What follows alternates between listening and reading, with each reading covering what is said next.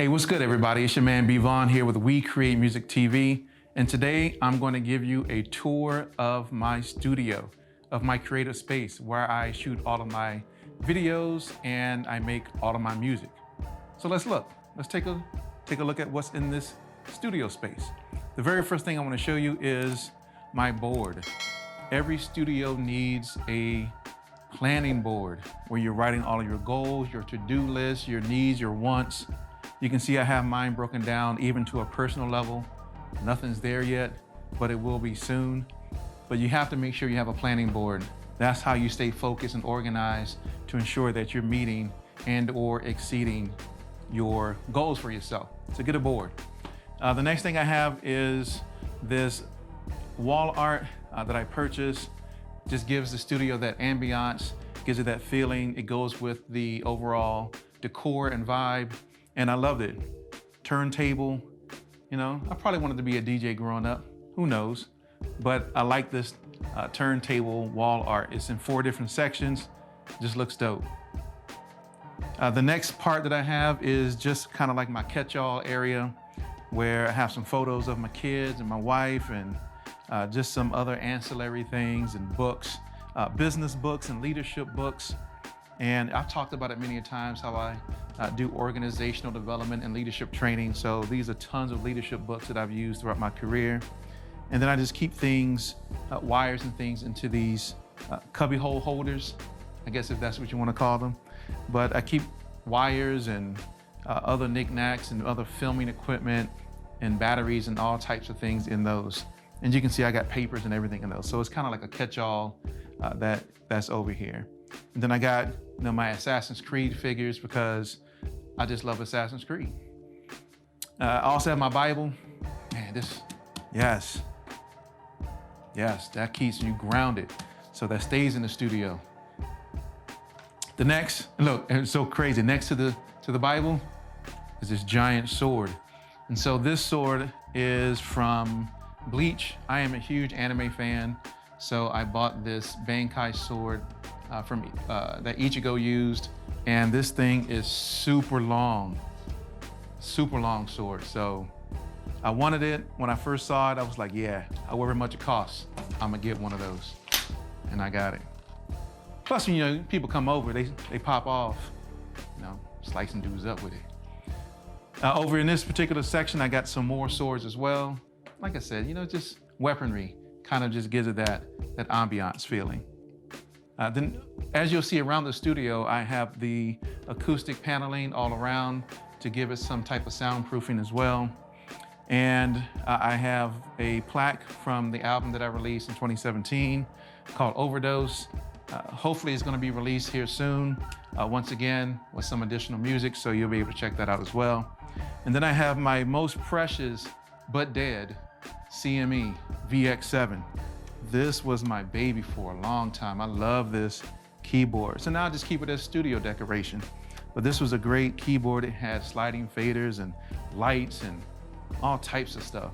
But it's dead, so I just keep it as ambiance. And then I have this light that's here. I have 4 of them. These are my Hagibis lights. They are RGB lights, so I can kind of change the colors of these lights to different colors, which are amazing. And even if I wanted to make it look like, you know, a party scene or the police came to the studio, where I can give it that flashing light, that's kind of right there. But Hagibis, they cost around 50-something bucks on Amazon. I saw them, I was like, man, these are amazing lights. Me and my kids use them as lightsabers. We kind of battle, you know, one another. But, you know, it's kind of just what we do. Over here, I have a newer light, not really, well, I can tell you the brand. It's a P600, and it's a 2.4 gigahertz light, and you can use it with, it has 2 battery slots on the back, has a charger slot on the back as well, and it's attached to this clamp that's attached to this 72-inch amazing desk that I got from Amazon. I wanted a nice, sturdy cherry desk that had a lot of space, and this desk was what suited my needs. Then I have a couple of monitors that are up here to just monitor all the things that I'm doing from a video perspective, because this is where I do all of my video shooting, is on this side. So I have, a light sitting over here.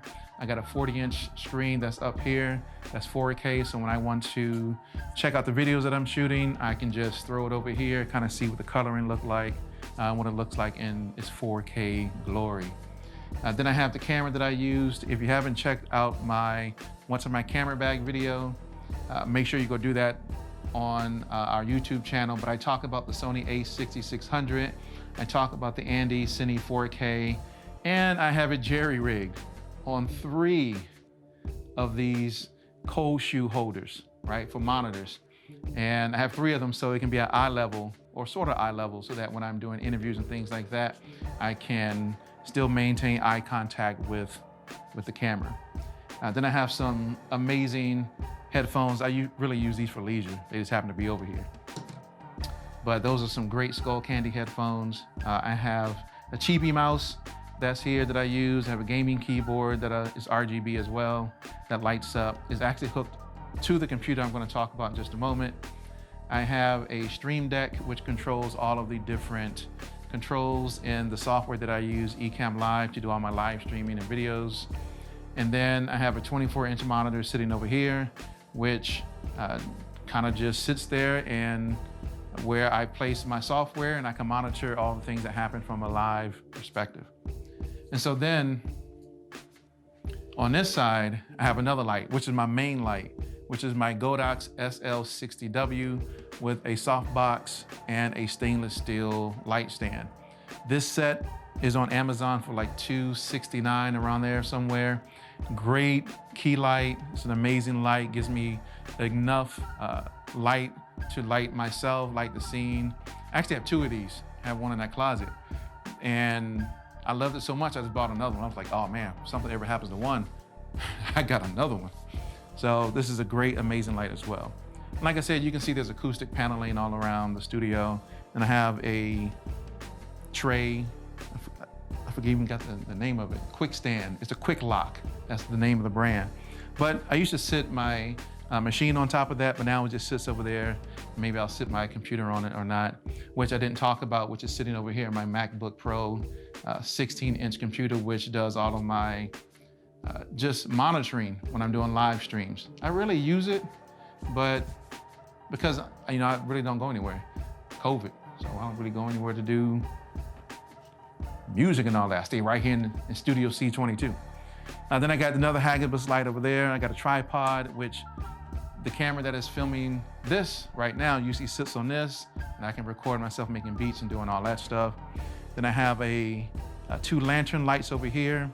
And you can tell my favorite color, or the color that's in the studio, is all red and black. And so I kind of wanted that to be the theme. But I have a lantern light here with a red light in it. And I have these other lights that are sitting here that are also RGB as well. And then, so now we're gonna move into the music studio space. So we looked at the creative space, now we're gonna look at the music studio space.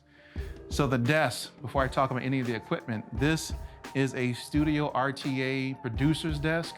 It usually has a shelf where you can put racks, rack systems in there and everything, or rack mounts, but I don't like my neck being all crinked up looking at the screen, so I took it off and threw it away. I like even. The monitor's eye level. So I have this Studio Desk RTA. It's 72 inches as well, and it gives me enough space for all of my studio equipment, as you can see, which I'm going to talk about right now. First thing we got is the JBL LSR 305 5-inch monitors. These things kick hella butt. I love these things. They are great, great, great, great. One of the best sounding monitors I've ever had.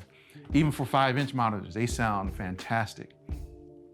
Then I have my 27-inch 4K monitors that's sitting up here. Of course, it's running the latest Ableton Live 11, which is the DAW that I use to make all of my music for artists and plethora of other things, and for my YouTube videos. And I also have a complete S49 keyboard from Native Instruments that of course, is a great keyboard.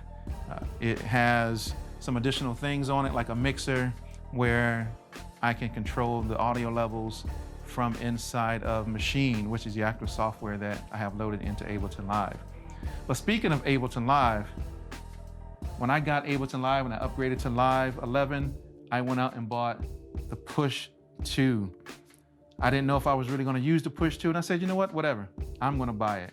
And so I purchased the Push 2 to utilize along with Ableton, and man, it makes a world of difference in just the ability to produce music in Ableton Live. So I picked that up, and also sitting right next to it is my beloved Maschine MK3. I love this thing, hands down, 100%. It is the best controller in the world, even better than this Push 2 that's over here. But I use them both, right, when I make music. Use them both, I love it. If you haven't seen my videos on Maschine, go check them out. They're on our YouTube channel, of course. And yeah, this is my baby, this Maschine right here. And sitting next to that is the Maschine Jam, which I actually rarely use. I thought I was gonna use it. I wanted to purchase it and to complement, using the Maschine, but I rarely use it. So it just sits here sometimes as decoration. But I'm learning there's some cool things you can do with this Maschine Jam. So I'm playing around with it a little bit more. Now, if we go down to, so what's driving all of this? The computer system. So this computer system that I have is a 2010 Mac Pro, super decked out, 128 gigs of RAM is in there. I have two processors in there, 12 core processors, 4 hard drives, 8 terabyte hard drives sit in here. I do my music on here, I do my video editing on here. It controls both my area where I make music and also the area where I do my filming as well. And then sitting next to that, I have a hard drive enclosure with some additional hard drives in there as well for extra storage space. So there's 5 drives that sit in there. But yeah, you gotta have one of those extra spaces for yourself. And then beneath that, I have a 10-inch JBL subwoofer for that bottom, for that bass, but that sits down there as well, and it's part of the ecosystem for the JBLs that I have. And then next to that, I have my Scarlett 6i6, which is a great interface, a little old, but is a great interface still. And then I have this Tone Beast, which is a mic preamp from Warm Audio. It is a great, and it's called a Tone Beast for a reason. This thing actually is a beast. You have discrete amps, you have your gain, your saturation, you have different tonal controls that are built in here. And then beneath that, I have this divider so it doesn't overheat. But then I have beneath that my Warm Audio WA2A, which is modeled after the LA2A. These things are beasts together. They sound fantastic. Now ask me how many times I kind of use those things, That's a different conversation. All right, so that's where the creative space takes place. Over here on the other side of the studio, I have, I love this mic. I wanted this mic for the longest time. It is the Avantone CV12. And this is sitting on a stand and a mic isolation booth that I picked up, and with a pop filter, of course. But man, this is my baby, my bread and butter. I wanted this mic for the longest time. Avantone CV12, tube mic. I put a new tube in it, sounds even warmer, sounds so much cleaner, so much better. The Avantone CV12. Then you notice I have some Hagibis lights here, and on the way as you look out, I have another one. And then I have the acoustic paneling on this side, but I place wall art where some of the paneling should be. Just kind of give it that ambiance, kind of give it that feel. And this is kind of like my sitting area where, guests can come in, they can kick back, relax, and I can also sit back and watch movies and chill, or watch anime, of course, which is what I love still. And then I have 2 of these red chairs that I have in the studio. Once again, you can sit back, relax, kick up your feet, and just chill. Then I have all these different knickknacks. I got this, you can see all that, mic. I got some notes, right? Got my baby gave me this. It had a nice little fortune cookie in there for our anniversary. And then I got some shadow boxes. And then I got some, software that I use, or I used to use Reason. Now I moved over to Ableton Live. But Reason was still my baby, and I actually still use Reason inside of Ableton Live because Reason has some fantastic instruments in it. Then I got some books and some more books, and yeah, you gotta have books, right? I believe in educating yourself and reading and finding out things on your own and learning those things and putting those things to practice. So you see lots of books in here. And then once again, I got some more lights and I got some more artwork. But yeah, ladies and gentlemen, that's it. That's the whole studio space, Studio C22. Appreciate you tuning in. Time for y'all to go. Kind of like MTV Cribs. So peace. Get to stepping.